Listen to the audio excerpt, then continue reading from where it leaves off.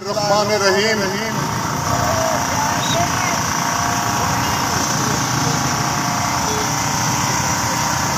اللہ تعالیٰ نے قرآن میں فرمایا ہے کہ ہم نے اس کو اتارا اور ہم ہی اس کے محافظ ہیں۔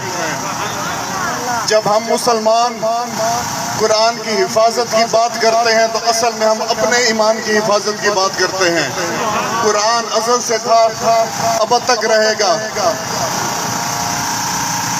اور جو ہمارے حکمران یہ سمجھتے ہیں کہ فرانس، سویڈن یا ڈنمارک کے خلاف بات کرنے سے IMF ہمارا قرضہ روک دے گا، سب کان کھول کر سن لو، پتھر میں کیڑے کو بھی رزق اللہ کی ذات دیتی ہے۔ ہم تو مسلمان ہیں اور انسان ہیں،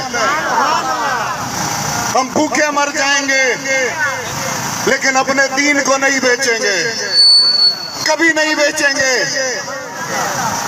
اور جن لوگوں نے یہ سمجھ لیا تھا کہ میں اپنی طبیعت کی خرابی کی وجہ سے ان چوروں کے ٹولوں سے جا کے ملوں گا، تو آج کے بابرکت دن میں اپنے یہ خیالات کو صاف کر لے، میں مر سکتا ہوں، چوروں کے ساتھ نہیں مل سکتا۔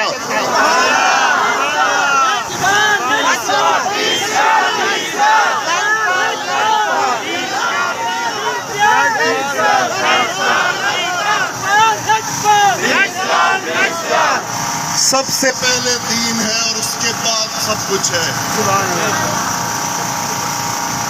دین کی وجہ سے آپ کو اگر اپنے وطن سے ہجرت بھی کرنی پڑے تو اس کا بھی حکم ہے، اور اگر آپ دین میں چپ رہ گئے تو آپ ملک کے وفادار نہیں ہیں۔ یہ صرف آپ کے لیے جھوٹ اور ڈھکوسلا ہے جس کو 70 سالوں سے آپ کے اوپر اس چیز کو قدوں کی طرح آپ پہ لاد دیا گیا ہے کہ یہ کر دیا تو فلاں ناراض ہو جائے گا، یہ کر دیا تو فلاں ناراض ہو جائے گا۔ ہمیں صرف ایک ذات کو خوش کرنا اور وہ اللہ کی ذات ہے۔ ہم نے کسی نواز شریف زرداری کو خوش نہیں کرنا،